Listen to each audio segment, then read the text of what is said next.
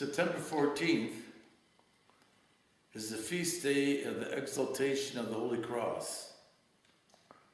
Now during Lent, the third week in Lent, we have the Adoration of the Cross. And the reason there's two distinct feasts, the Adoration of the Cross is done during Great Lent as a way of demonstrating to the faithful in the middle of Lent that their fasting and their prayers are not in vain, that everything is pointing towards the cross of salvation. The exaltation of the cross was celebrated with the mother of Constantine, went looking for the Holy Cross. She went on a pilgrimage to Jerusalem. And as the story goes, she discovered the Holy Cross.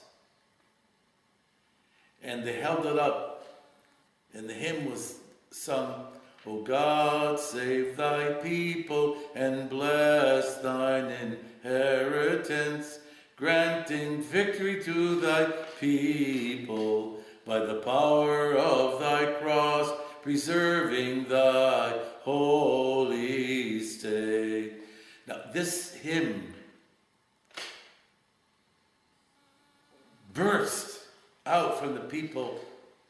Maybe it's not the exact wording, but they held that cross up and they joyously chanted, because the power of that cross exuded the spirit of the Christ who was crucified on that cross.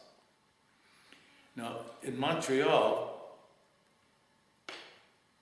while the church is named after Saint George, the feast day of our church in Montreal was Feast of the Cross, because that's when the church was consecrated. It was such a glorious weekend in September. Every year the Archbishop would come, and there was always a grand celebration, because the cross represents the culmination of our preparation towards the resurrection. Now, in the Roman Catholic Church,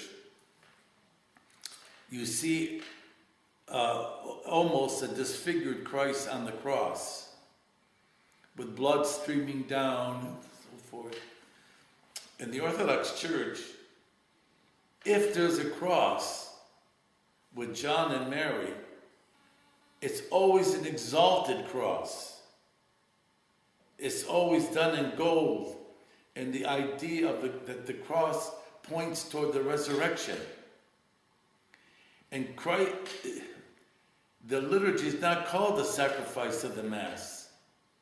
Every Eucharist, every liturgy is a resurrection service. And every cross points towards our salvation. Whosoever wishes to follow after me, let him take up his cross and follow me, was the command of Jesus. So the cross is the center of our spiritual life. I remember when I was in Russia many years ago, and I would be on the tram, and people would surreptitiously open up their shirt to show me they were wearing a cross.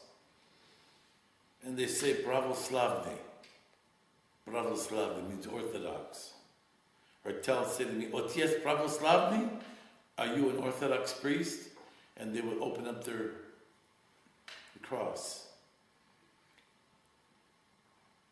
We call it the life-giving cross, because eternal life flows from the cross, in which points towards the resurrection of Jesus Christ.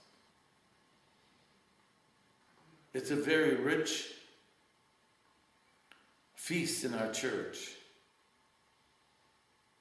and a very important feast, to remind us of the sacrifice that was made by Christ,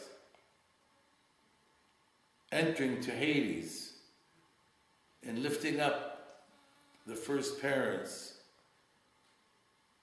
and opening up the door of salvation to all of us. Again, in the Latin Church, they say that the crucifixion was a ransom of Christ for God. That is such a silly notion. Christ is not a ransom. That's called the ransom theory, that he paid the debt for Adam's sin by his sacrifice on the cross. Christ took up that cross and died and resurrected in order to abolish mortality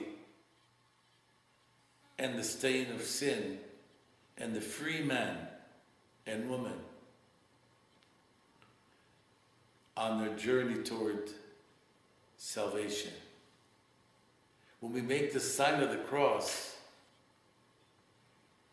when we leave our house, when we put this cross, when you make a meal or bread, they always would put the sign of the cross over certain Lebanese dishes like the raw kibbe. Always had a cross, because everything belongs to God. Nothing belongs to us.